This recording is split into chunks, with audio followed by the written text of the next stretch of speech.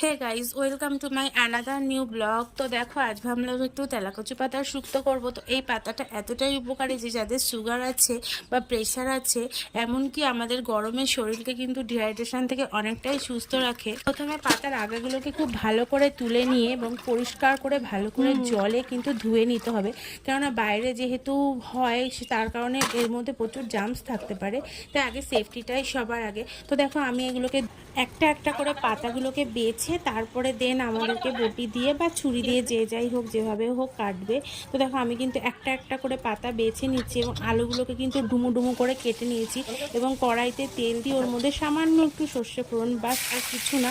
আমি কিন্তু আমার 3 বছরের বাচ্চাকেও এটা খাওয়াই। এটা প্রচুর উপকারী, আমরা অনেকেই জানি, আর আমরা এটাকে কিন্তু তেলাকুচু বলি। তোমরা কে কী বলো অবশ্যই কমেন্ট করে জানিও।